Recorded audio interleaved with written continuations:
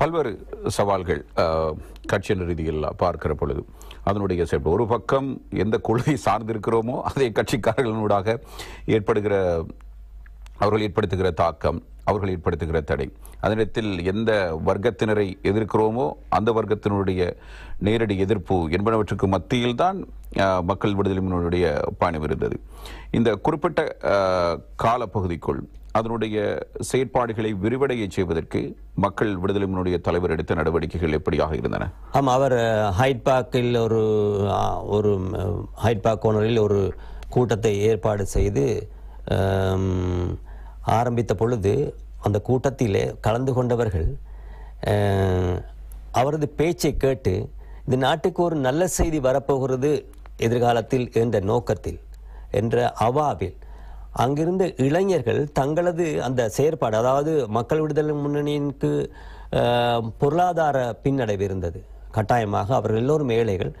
அவர்களுக்கு தங்களது கையிலுள்ள வாட்சுகளை, அதாவது கை கடிகாரங்களை கலட்டி கொடுத்தார்கள் ஏராளமானவர். அதே போன்று அங்கிருந்த பெண்கள் தாங்கள் அணிந்திருந்த தங்க நகைகளை, காதுகள் இருந்த தோடுகளை அவற்றையெல்லாம் கலட்டி கொடுத்து இந்த கட்சியை வளர்ப்பதற்கான உறுதுணையாக செயற்பட்டார்கள்.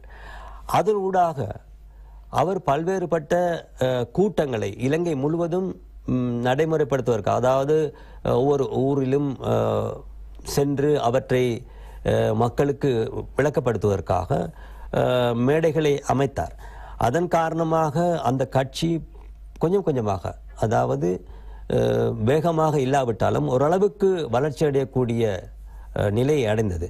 அது மட்டுமல்லாது இர்ஃபான், இந்த கட்சி விவசாயிகளிடம் மெதுவாக பரிணமித்தது. அதே போன்று பாட்டாளி மக்களிடம், அதே போன்று மாணவர்களிடம் வியாபித்தது. மட்டுமல்லாது பல்கலைக்கழக ரீதியாக பல்வேறுபட்ட செயற்பாடுகளை தோழர் ரோஹண விஜயவீர மேற்கொண்டிருந்தார்.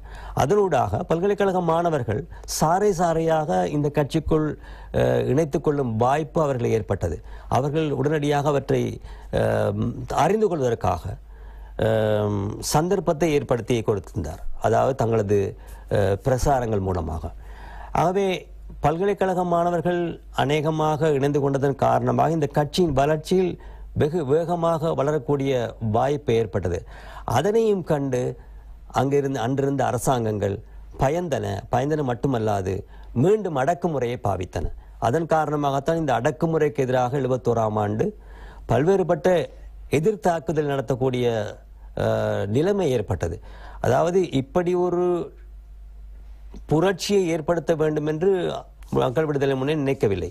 ஆனால் அடக்குமுறையை எதிர்த்து செயலாற்றுவதற்கு அவர்களுக்கு ஒன்றும், அதாவது முடியாத காரியத்தின் காரணமாக அந்த அடக்குமுறையை எதிர்த்து நாம் தாக்குதல் நடத்த வேண்டிய சூழ்நிலைக்கு உருவாக்கப்பட்டோம். ஆனால் அதற்கு முன்னதாகவே, அதாவது 72ஆம் ஆண்டு உங்களுக்கு தெரியும், 72ஆம் ஆண்டு மே தினத்தை கொண்டாடுவதற்கு தயாராக இருந்தவர்கள் ஒரு புரட்சியை ஏற்படுத்துவதற்கான வாய்ப்பை அவர்கள் எடுக்கவில்லை. ஆனால் அடக்குமுறைக்கு எதிராகத்தான் அவர்கள் தங்களை காப்பாற்றிக் கொள்வதற்காக இந்த எதிர்த்தாக்குதலை மேற்கொள்ள வேண்டி ஏற்பட்டது. அதான் 71ஆம் ஆண்டு அதை கிளர்ச்சி என்று அரசாங்கம் குறிப்பிட்டதை தவிர எதிர்த்தாக்குதல் அவ்வளவுதான்.